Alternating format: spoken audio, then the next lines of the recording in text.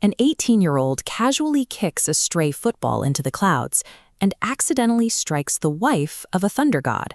It is an absurd premise, but we are going to use this simple 13-scene anime storyboard to deconstruct exactly how writers aggressively escalate stakes and tension. Notice how this sequence begins. The wind is calm. The streetlights flicker softly. A slim teenager is standing completely alone. You cannot deliver an effective, world-shaking explosion unless you first establish total silence. That mundane quiet creates the necessary baseline for everything that follows. Then the sky violently shifts to dark blue and purple. From those swirling clouds, a gigantic, muscular deity in electric armor makes his entrance. The conflict is instantly defined by extreme contrast. On one side, you have an ordinary, powerless kid. On the other, a divine authority demanding answers. This massive, insurmountable power disparity forces the immediate question of how a mortal could possibly survive against something that controls the sky.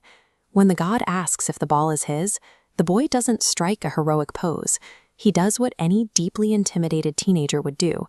He nervously lies and says he didn't throw it. But the deity is omniscient.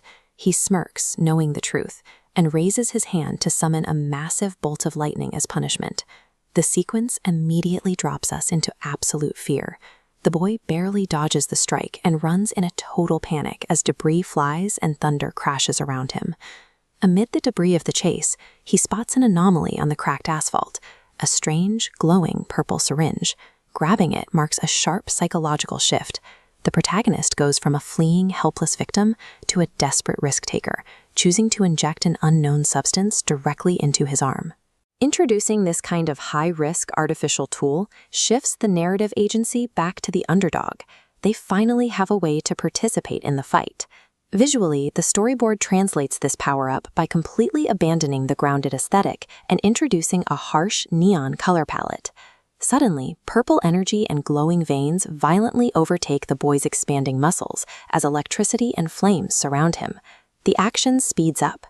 The sequence relies on fast motion cuts and dynamic camera angles to convey the heavy impact and sheer speed of the ensuing battle. This chart shows the shifting power dynamics across the sequence.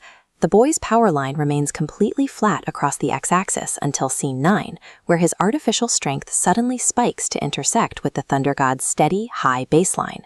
But here is the deliberate subversion. The epic visual transformation doesn't secure an easy win. The boy is ultimately overpowered and heavily injured. The visual representation of this defeat